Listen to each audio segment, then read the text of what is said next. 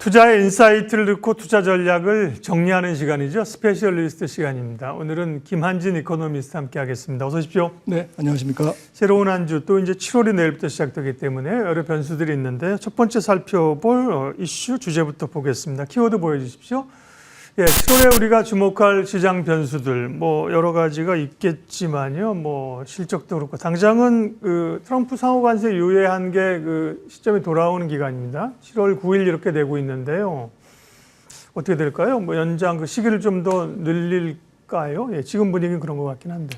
네, 벌써 4월 초에 지금 부과된 90일 유예 기간이 다 네. 지났습니다. 예. 그래서 7월 9일부터는 일단 뭐 별다른 일이 없으면 적용돼야 마땅한데 네. 지금 뭐 미국 측에서는 9월 1일까지 다시 이제 연장하겠다.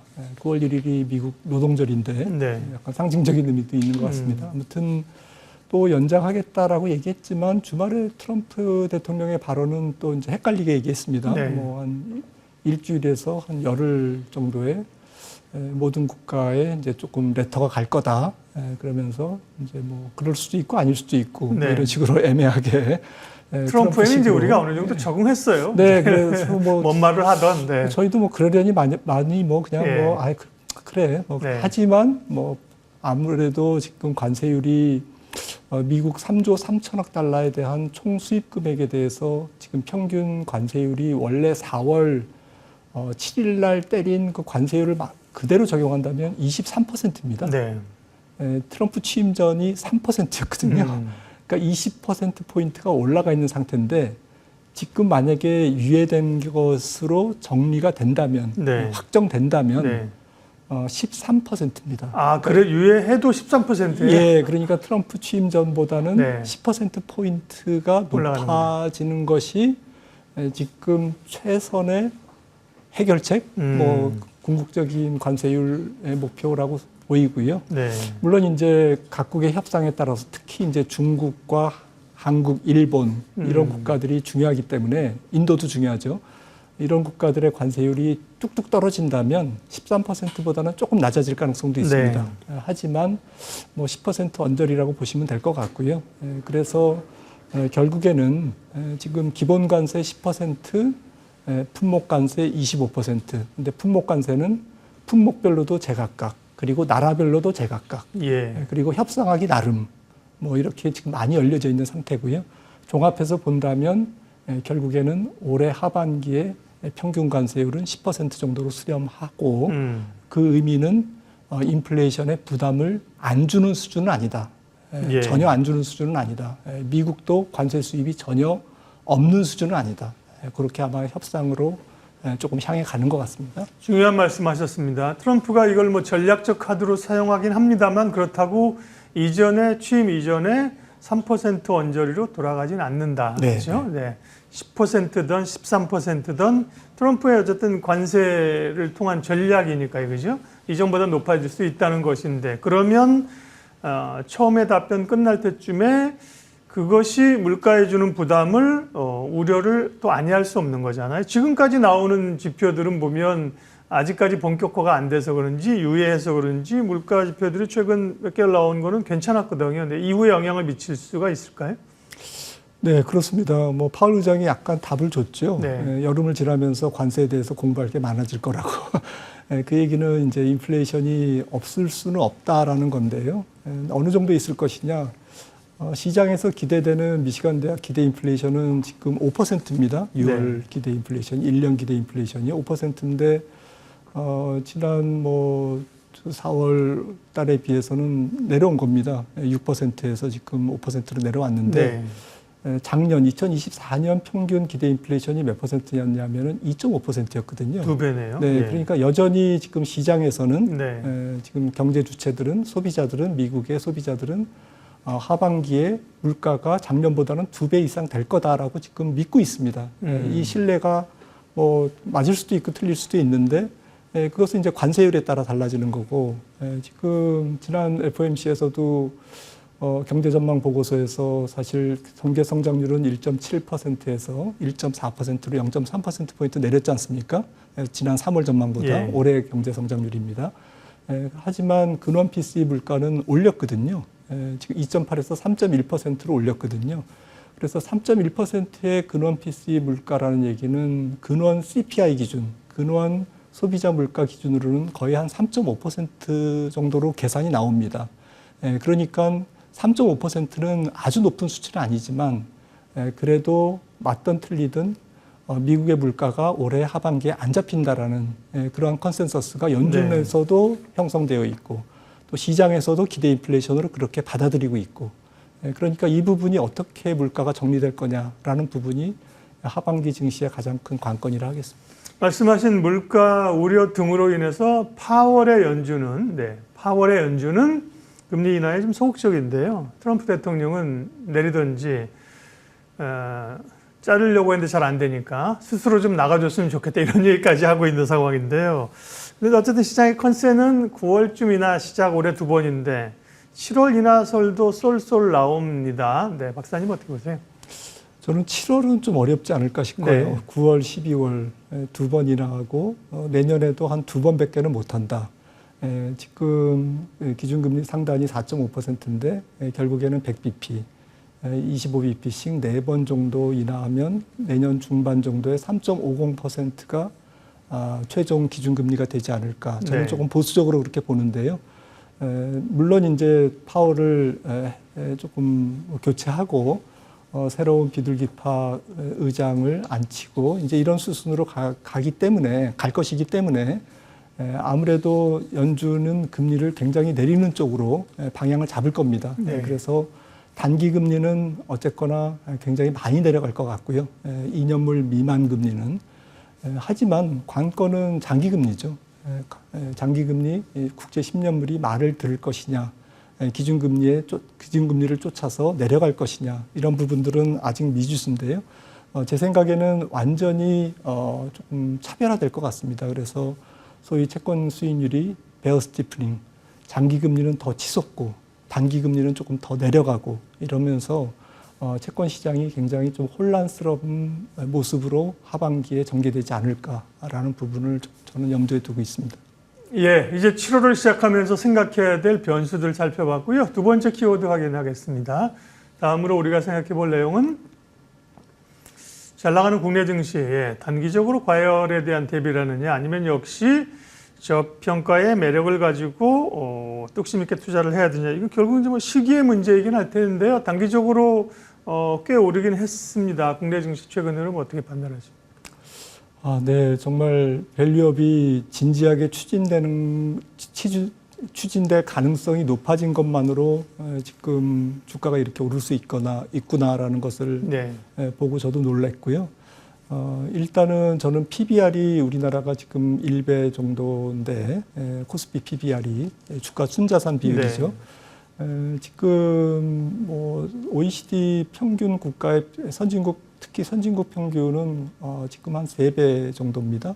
그리고 뭐 지금 인도나 대만이나 중국마저도 지금 뭐 1.5배를 밑도는 나라는 거의 없습니다. 네. 아시아 신흥국도.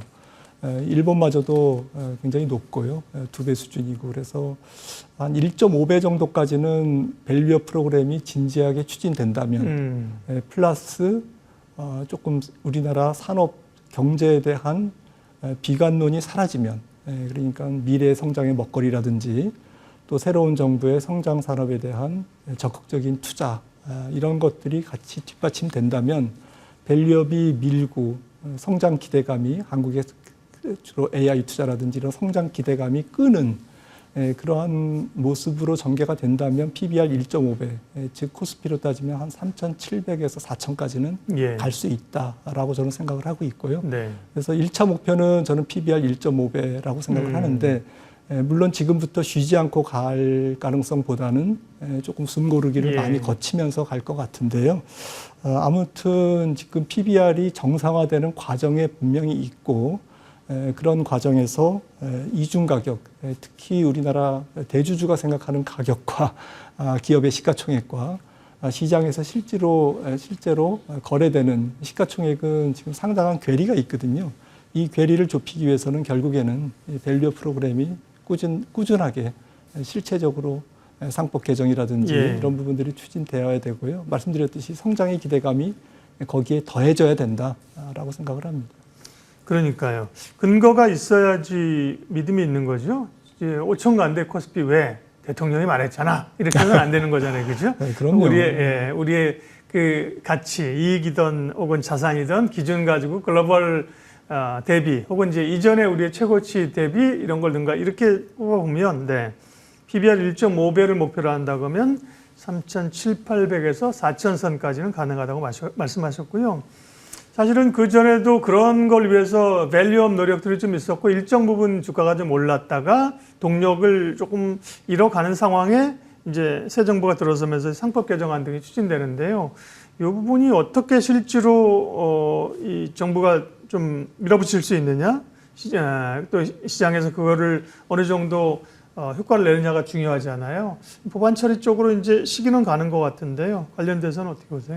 네, 상법 개정안에 많은 내용이 들어가 있기 때문에 한 5-6가지가 들어가 있기 때문에 조금 뭐 한꺼번에 다 처리되기는 어려울 것이고요. 네. 그리고 지금 산업계 재계의 반발도 있습니다. 그래서 지나치게 이게 조금 주주들을 위하는 그런 이사회나 경영진의 정책이 그게 필수적으로 된다면 됐을 경우에 조금 경영진의 피소 위험도 있고요. 네. 그런 부분들을 해결할 수 있는 여러 가지 이제 조금 보완적인 장치, 보완적인 법안 개정안이 조금 필요할 것 같고요. 그런 것들을 검토하는 시간과 또 절차, 그리고 논의, 또 합의 이런 과정이 앞으로 있다라는 것 자체로만으로도 시장은 나쁘지 않을 것 같고요. 그래서 결국에는 처리가 될 겁니다. 네. 그래야 맞고요. 그게 글로벌 스탠다드고 우리나라는 정말 잘못돼 있거든요. 그래서 비단 상법 개정안뿐만 아니라 주주를 위하는 그러한 문화, 그리고 주주 중심 주의, 그리고 불공정 거래에 대한 강력한 페널티 이런 것들이 이제 복합적으로 다 된다면 시장은 조금 자연스럽게 지금 이 정부가 추진하는 자금의 물꼬가 조금 다른 쪽에서 주식시장 쪽으로 자본시장 쪽으로 들어오는 이제 그런 것들의 성공 가능성이 저는 높다라고 생각을 하고 있고요.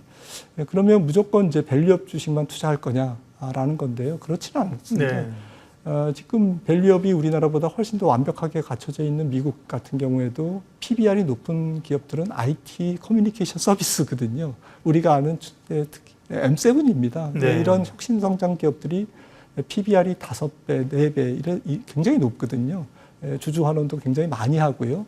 그래서 그런 부분에서는 밸류업이라고 해서 물론 이제 밸류업이 되는 지금 없는 데서 되는 업종. 지금 최근에 오른 뭐 금융지주사라든지 증권주 이런 것들도 조금 좁은 의미에서는 밸류업 관련주지만 그렇게 국한할 필요는 없다고 생각하고 성장의 키워드도 놓치면 안 된다 이런 말씀이시네요. 성장주 중에서 밸류업을 잘하는 기업들이 훨씬 더 주가 상승률이 높을 가능성이 있다라는 것이죠. 앞으로. 네. 알겠습니다. 국내 증시 전망 뷰 살펴봤고요. 다음 세 번째 키워드는 오늘은 실적인데요. 결국은 앞서도 말씀하신 것처럼 우리가 그동안 저평가되어 있던 게 제자리에 돌아오고 밸류업이 되더라도 그 다음 단계 도약을 하려면 결국 우리 경제 체력이나 기업 실적이 된다고 말씀하셨잖아요. 당장 이제 2분기 실적을 우리가 성적표를 받아드는 시간이어서요. 대체적인 분위기는 어떤지 또 그 가운데서 실적이 좋게 나오는 쪽은 어느 쪽일까요?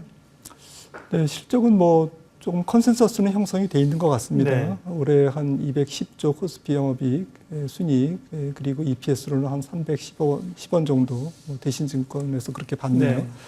네. 업종별로는 뭐 산업재, 일단 산업재라고 하면 조선, 방산, 전력, 기계 쪽이고요.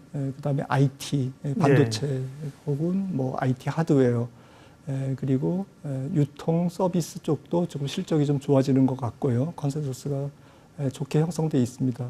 작년 대비로 코스피 영업이익 순이익 컨센서스 증가율이 20%에서 25%, 주로 이들 업종에서 중심이 돼서 지금 실적 호전을 보이고 있고요.